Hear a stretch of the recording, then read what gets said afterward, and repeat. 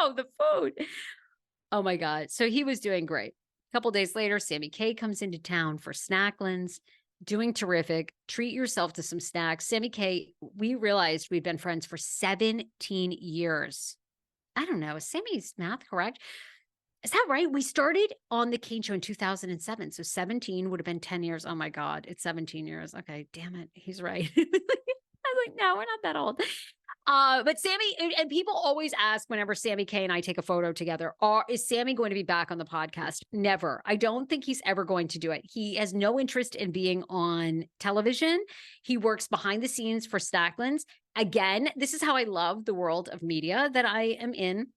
If you're thinking Snacklands, Sammy went on Shark Tank and got a deal with Mark Cuban. Mark Cuban remains an investor of Snacklands to this day. And if you listen to, pardon my take, one of the number one sports podcasts in the world, my husband's obsessed with those guys.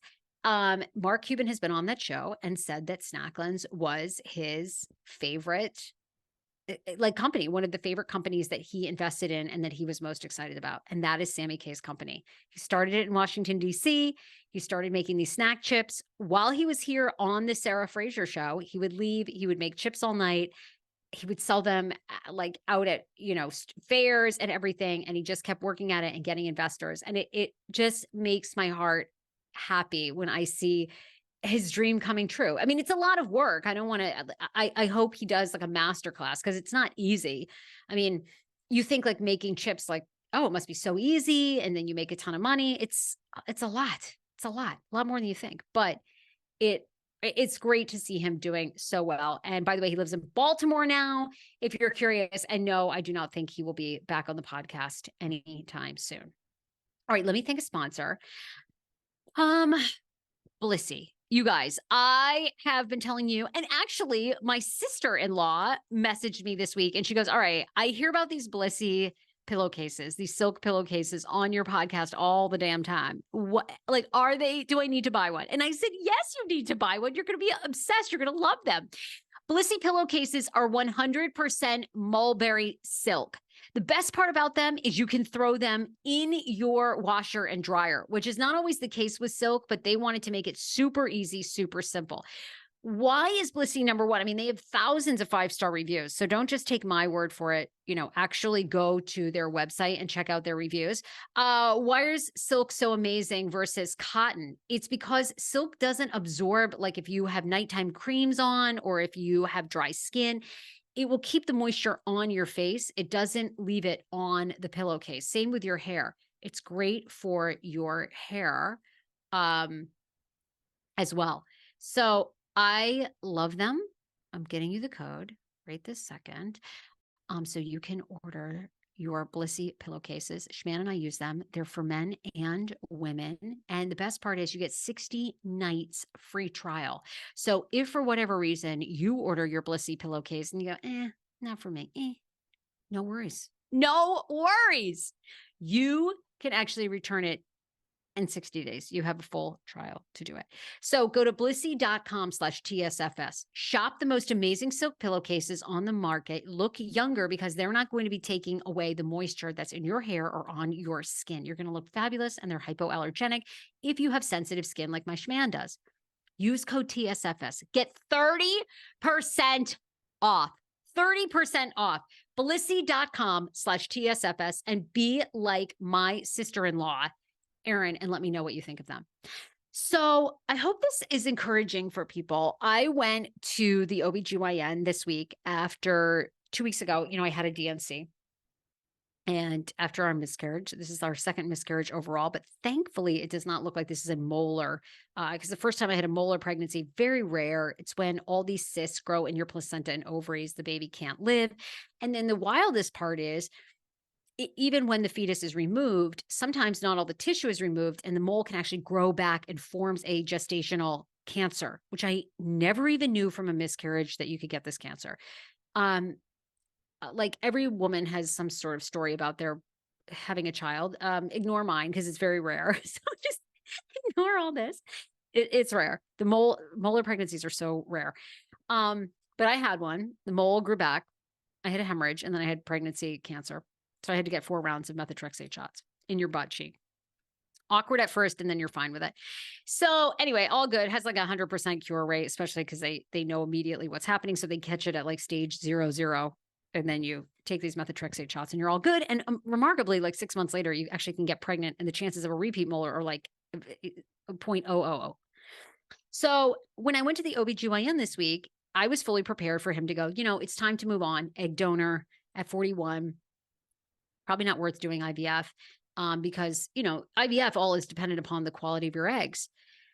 And, not worth really trying again on your own because you're 41, you could end up in miscarriage. So when I went, my OBGYN was like, how are you doing? Amazing. He's so great. I always tell people, if you're looking for an OBGYN in Los Angeles, I'm happy. DM me. I will tell you his name. He's the best.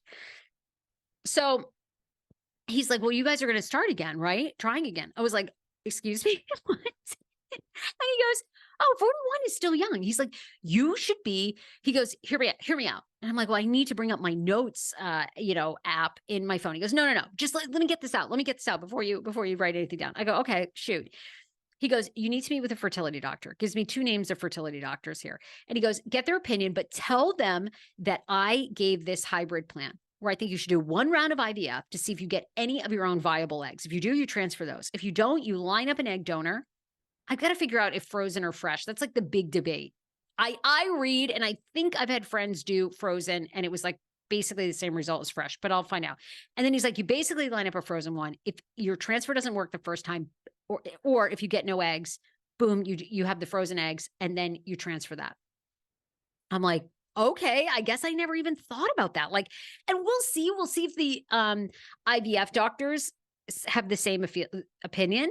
And then he said to me, I said, okay, so we should just like hang out and not try. And he's like, no, you should get trying. Then after you have your next like normal period, you should be tracking your ovulation, and you guys should try again on your own. He's like, you should be hitting this with 3 different angles. Okay. I don't know. I guess that left me a little bit encouraged, and maybe encouraged for you. I mean, every woman's journey to have a child over the age of 40 is different. Look, I mean, there's people in their 30s. You guys listening, many of you know this. You had to do IVF in your 30s. I have a friend a friend of a friend, she just had a girlfriend like have 1 child and have complications and had to have a full hysterectomy. You don't know, right? You just don't know. But anyhow, I do always like to have someone that shoots straight about things, and then, I guess is a little encouraging. And I always think to myself now, I don't think doctors give you false hope. Do you? I don't think they would. I mean, this guy's been an OBGYN for probably nearly 30 years. I think he's seen a lot of miscarriages and things like that. And he's like, it's a very encouraging sign. You got pregnant and you stayed pregnant for as long as you did. And he's like, more than likely, we won't have any results on your fetus for a couple of weeks. But he said, it's absolutely, I'm sure it's chromosomal. So it's also, and he's very compassionate. So he's like, it's also about what you can take emotionally. But if you can get back on, like, I guess it's like, okay, no, it's not falling off a horse. It's like way different than that. But it's like, I left there going, yeah, I just got to get like back in the saddle. Like literally, I just got to get like saddle up schman and get going, I guess. And what's funny is I probably say, I got hundreds of messages from you guys who've been through miscarriages or used an egg donor or have a sister or a friend. I mean, so many encouraging things, or you're over 40 and you had your twins. But I probably got, I'm going to say 6 to 12 messages of women, including a doctor who was like, you should give it a go on your own again. And I was like, no way, you're nuts. And then my own OBGYN said that. I will keep you posted. I always go back to, and I don't know. I guess it always comes back to reality television for me. Everybody knows Gina Koff, who was on the Real Housewives of Orange County for a long time. Her daughter, oh my God, I want to look it up. I'm going to lose. Let's see if Gina Koff comes up.